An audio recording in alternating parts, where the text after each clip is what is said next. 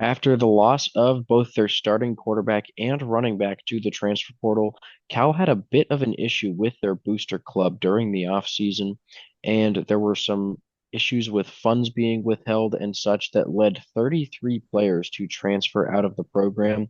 And by the time that the dust had settled, I think it was a little bit too late for Cal to actually attract some talent that will lead this team. And I do think that unfortunately, they are going to struggle quite a bit. You can see our original prediction of 9-3 there. Go ahead and just completely discard that. That was back when they had Jaden Ott as well as a lot of those other players before all of this drama happened. So Cal completely redoing the predictions here, and it's starting with a road trip to Oregon State. The Beavers have Malik Murphy transferring in from Duke to be their starting quarterback. He's going to be a really solid player for this team. I think the offense is going to be really good, and this is an Oregon State team that people are certainly underestimating a little bit. I think they're going to be really solid, and they should beat Cal pretty handily to start the season. The following week, though, Cal will get in the win column against Texas Southern. Really, this Texas Southern stands no chance against the Golden Bears. And then they'll welcome Minnesota. And this could be an interesting game. It is a bit of a road trip for the Golden Gophers, but they should be the better team overall. Darius Taylor is back as their starting running back, and Minnesota in general has just been a team that has hung around near the top half of the Big Ten standings with PJ Fleck as their head coach. I do think Minnesota does have a chance to break on through to the other side of the Big Ten standings and get into that second tier of Big Ten teams with teams like Washington, Illinois, Indiana now. It's going to be an uphill battle with their schedule, but I do think even with this big road trip, they will get the win over Cal. There's just so many new players coming into this team. The defense has been gutted, whether it was through the transfer portal, through that mass exodus, or to the NFL draft, particularly with Noel Williams, who was their leader in the secondary. He is now in the NFL. He was the focal point of this defense. If they're able to develop their secondary once again to that elite level, then maybe they're able to be competitive. But I really don't see them being able to stop Darius Taylor and this Minnesota team. Give me the Golden Gophers to drop Cal to 1-2. Similar to after the first game, though, the one after this, not too bad. A road trip to San Diego State. It's not a complete gimme like Texas Southern is, especially because it's on the road. SDSU, though, not one of the better teams in the Mountain West Conference. I do think that Cal has the edge here. Even though they're not going to be very good, there's still some teams that are in the country that are worse than Cal.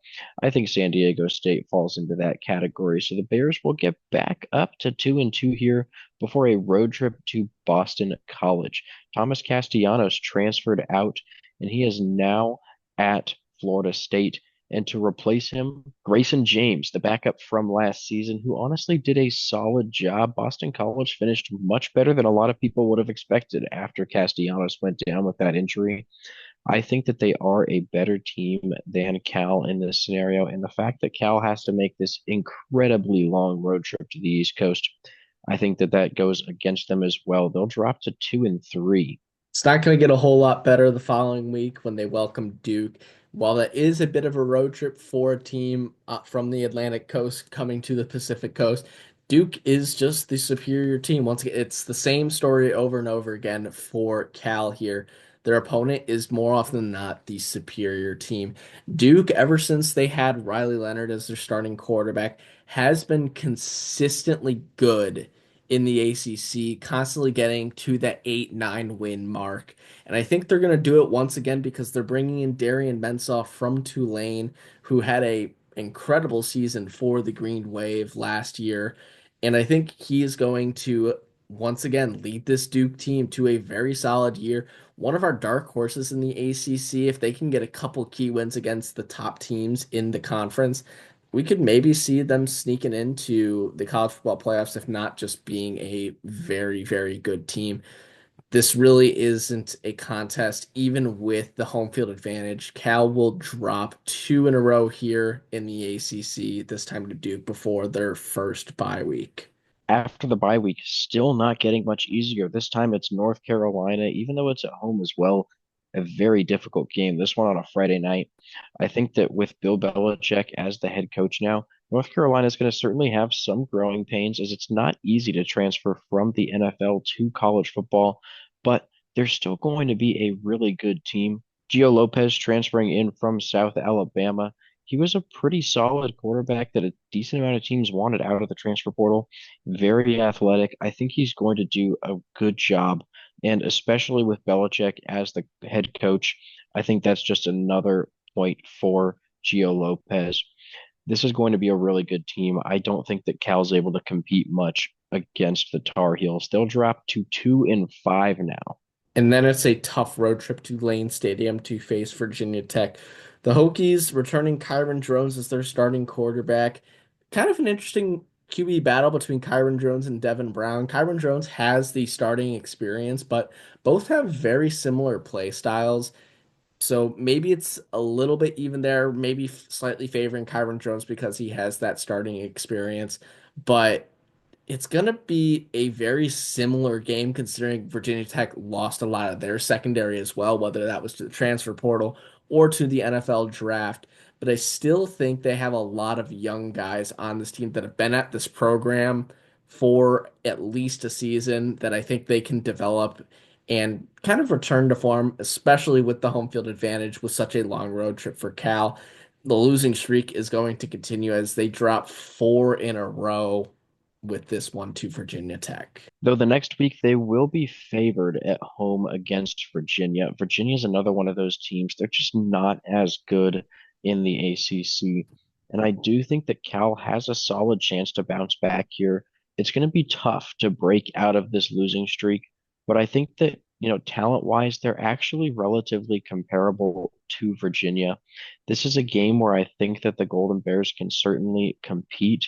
And I do think that they're actually going to be able to bounce back and win this one to move up to 3-6. Virginia has just been kind of stuck in mediocrity, haven't been able to really put much together to be a successful team. They're bringing in Chandler Morris to be their starting quarterback from the transfer portal, who, once again, is pretty comparable to Devin Brown, who's slated to be their starting quarterback. But ultimately, I think Cal actually does have superior weapons and the better defense in this case. Throw in the home field advantage. They will be the better team in this one and should be rightfully favored. Following week against Louisville, though, is not going to be very easy. Louisville is I don't know if you would consider them a dark horse or a top contender. They're kind of on the cusp there. They did get a win over Clemson last year and are returning a lot of that team once again. It's really just going to come down to can they get over the hump and consistently beat teams that are the top teams in the ACC. Cal is certainly not one of those, though. And I think even though they have to replace Tyler Shuff with Miller Moss, who is a bit of a downgrade but still has a lot of potential, I think Louisville will still be a great team because they will be led by their sophomore running back, Isaac Brown, after a phenomenal season. This defense is getting better every single day. The Cardinals are just the superior team once again, especially at home. This will drop Cal to 3-7 before their final bye week. After that, it's another road trip, this time their shortest road trip of the season, going to face Stanford. And Stanford, another team in the ACC that's really just in shambles. The big story this offseason is really Andrew Luck coming into a managerial role at his alma mater. Very, very interesting, but I don't know how much of an impact that's going to make, especially in just the first year. Things like NIL and the just the draw of having Andrew Luck at your school, that's going to come a little bit slower. Though I do think that it's a very positive step for Stanford overall. And in this game, I do think Cal's going to be favored. It should be relatively close, but they are the better team here. Stanford doesn't really have much at all on their roster. I think that they'll be able to win this game and move to 4-7. These teams are also kind of similar in that regard that Andrew Luck stepping into that general manager role for the Cardinal and Ron Rivera stepping in as the general manager for Cal. And that's ultimately the reason why they had the booster disputes because the boosters wanted Ron Rivera to have a lot more control of the program instead of the head coach and the athletic director. But regardless, Cal will be the better team compared to Stanford. There's really just no one on this Cardinal team that gives me any hope that they will be any better than they were last year. Their final game of the season, it is at home, but it is against the reigning regular season ACC champ in the SMU Mustangs. SMU did end up losing that conference championship game to Clemson before losing to Penn State in the opening round of the college football playoffs, but they're still on a high note. Returning Kevin Jennings as their starting quarterback, along with a lot of the roster, getting a lot better recruiting results and transfer portal acquisitions with their recent success. I think SMU is in a great position to possibly repeat as ACC champions. It's going to be much harder this year because Clemson is looking like the juggernaut we are used to seeing from Dabo Swinney teams. Regardless, though, SMU is once again the far superior team compared to Cal. I really don't see how SMU would lose this game, especially with a lot probably riding on the line for the Mustangs at this point in the season. If they get an easy win over Cal, they should be in good shape and maybe get that ACC championship game appearance again. We're going to go ahead and discard the way too early projections because they were just very far off and really not even comparable to what the team is now. So the current projections, 5.6 wins, which is decently above our prediction of 4-8. The floor for Cal going to be 3-9. There's a way that this can go very, very bad, even though 3-9 is not much worse than what we haven't predicted to go. Though I will say there is a possibility that Cal can make a bowl game, but I think that 6-6 is probably the best that they're going to get. 4-4 in ACC play. 500 would be the ideal scenario for the Golden Bears this season. I just don't think that they're going to be able to make it there, which is why we have them going 4-8. So thank you guys for watching. Please make sure to like and subscribe, and we'll see you in our next video.